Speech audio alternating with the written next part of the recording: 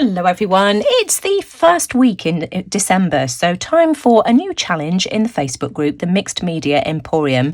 Now we're doing something a bit different for December. It's a busy time of year for most of us. So this month you can either carry on with the holiday preparations prompt if you'd like to, or you can go back and repeat one of the prompts that we've done from earlier on in the year. You'll find the list of the 2020 prompts in the file section underneath the group banner in the Facebook group. So, do go and have a look to remind yourselves. But it's a great way of catching up for those of you that, have maybe had prompts that you would like to have tried, but have just run out of time. Now, I get asked for ideas for using scraps and, recycled materials all the time. So I've decided that I'm going to do a project that fits two prompts. It fits the recycle, repurpose, reuse, and it also fits the holiday preparations prompt as well. And I've got here Home Furnishings magazine. This is a Vanessa Arbuthnot magazine, and this has got 100 pages. Yeah, it doesn't matter the size of your magazine that you're using, but the more pages, the chunkier your project is going to be. So what I'm going to do to start off with is take off the front cover. Now I might need to take the first page off as well because yes, in fact that's what I'm going to do, and I think I'm going to reach for a craft knife as well so that I can do this nice and neatly. But what I want to do is take the front 2 pages off, and I'll probably need to take the back 2 pages off as well, just so that that's nice and flat. So let me just go and grab a craft knife. Popped my self-healing mat underneath here just to protect my surface, and I'm just going to cut all the way down here, trying to be as neat as I can about this. So going slowly and taking my time until I've removed that cover and first and last page. There we are. And I'm going to do exactly the same with the front 2 pages as well. So just fold that nice and flat, and again just go along that with my craft knife. I've taken the front and back covers off, and one of the other pages did come off as well, but that's okay. And now what I want to do is find the middle of my magazine, which is about page 48, 49. It doesn't have to be exact. And what I want to do is make myself a Christmas tree, and I'm just going to fold my pages like this. In fact, you can grab a bone folder if you want to. Where's mine gone? Here we go. We've got a lollipop stick here, so we can use that just to make nice creases, and then I'm going to fold into the centre of the page here as well. Oh, make sure you get it quite accurate. I fiddled around with mine just to get a better crease, and then you want to fold that part under, and the easiest way is to make a crease along the bottom of the magazine and then just fold it under like that, and again just make a nice crease. I've pulled out my proper bone folder this time, and then just keep going onto the next page. So I'm going to try and be a bit more careful with this one here. Just make sure that you tuck that right into the crease there like that, and then make that fold. It's probably easier to make it with your finger first and then fold it with your bone folder. These are quite thick pages. You could do this with a regular book if you wanted to as well, but I quite like the idea of having something with colourful edges, and these are such beautiful designs as well. So again, I'm just going to make that crease along the bottom of the magazine. Let me just move that up a bit so that you can see it a little bit better. Fold that nicely and just keep going. Tuck that in there like that. Now you can see that this is getting really nice and full. I've only got 3 pages left, and as it starts to get a bit bulky, you've got to work a bit harder just to get it to crease nicely, holding it into that edge, and just folding in the same way. It would be easier, I think, with thinner book pages, but I just love how colourful these are. So I'm just going to keep going right until the end. So that's the first half of the magazine done. So what I'm going to do now is flip it over and start doing it in the opposite direction. So let me just do this first page with you. So I'm just going to take it straight up to the border here like this. And we'll figure that out once we're done. And just continue in exactly the same way, folding the bottom under just to hide that leftover piece. Just like that. Just make sure that that's folded all the way up so that it's nice and neat, like that. So that's that one done, and onto the second page. Isn't this page gorgeous? I just had to stop here. Who wouldn't love a child's bedroom like that? Isn't that just gorgeous? I've finished folding my book pages, and this is how my tree looks. I just think it's lovely. But of course I've got this gap here where the spine was. So all I'm going to do is just grab some glue. I'm using 3-in-1. You could use tacky glue, whatever you have. And what you want to do is just run a small bead just down the centre, like this, only down the centre, and then just fold those two pages together and just try and get that to stick and hold together, just to disguise that join. I might need a little bit more at the top here, maybe a bit just on the insides. Whoops, let's get rid of those stringy bits, and that will then just disguise that join. Now I've just got my tree held together with a couple of clips until that glue dries. So I'm setting that off to one side, and then I've got a bobbin here that held some of my ribbon or twine. I'm not sure which, and I've kept this because I thought I might be able to use it for something. And I just think this will make the ideal stand for my tree to sit on. So I just need to decide which way round I want to have it. I know I've got a bit of damage here, but that's the flatter end. I'm going to use some twine. I am just hoping I've got enough left, because this is all I've got. I have ordered some more, and I'm just going to add a tiny dab of hot glue just to start things off. So let me just glue that down there like that, being careful not to burn myself.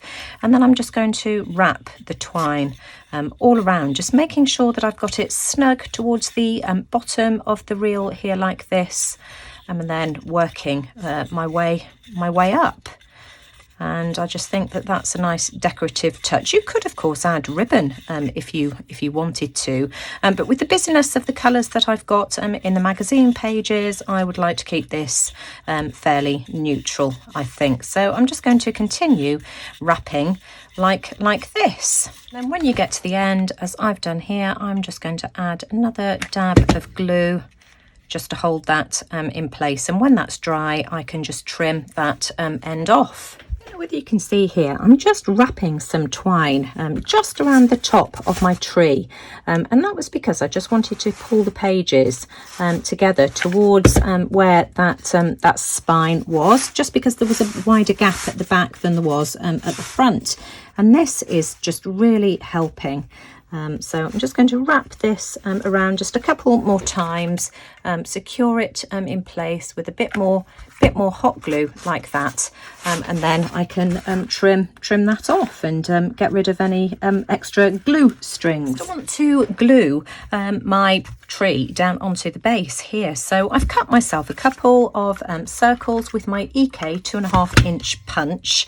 I'm just going to glue these together just with some 3-in-1, just to strengthen it. Here we go. So we can glue that on top there. Just make sure that those are nice and firmly stuck together. This glue dries really quickly. And I'm just going to glue this onto the bottom of my tree. And again, I can just even this out as I want it and stick this onto the bottom. And again, I'm just going to use some of my 3-in-1 to do that. So we'll just apply plenty of glue. This will stick nice and strong. I know that once this is glued on, it's not going anywhere. Plenty in the middle this time. here we are, that should be enough. Stick the lid back on that, and then I can try and centralise that and pop it on the bottom there, like so. So then I'm just going to fiddle around with this, and then I'm just going to glue that straight onto the top of my base. I'm happy with how this is looking now, so I'm just going to apply more 3-in-1 just to the bottom of my disc like this. So just plenty in the middle, not too far to the edges, because otherwise it's just going to come spurting out. And this time I'm just going to take the disc there we go, like that. And then I can tip it upside down, and I just need to leave that be now and let that dry. I'm waiting for the glue to dry on my tree. I've got some of these chipboard stars. I think these were supermarket purchases, and I'm just going to glue 3 of these together. Again, I'm just going to use some 3-in-1 to do that, just because it's here. So just apply some to the points like this, not too much. I don't want it spurting out all over the place. Just make sure that I've got these lined up. Get rid of any excess glue that's oozed out. There isn't much, to be honest, just a bit.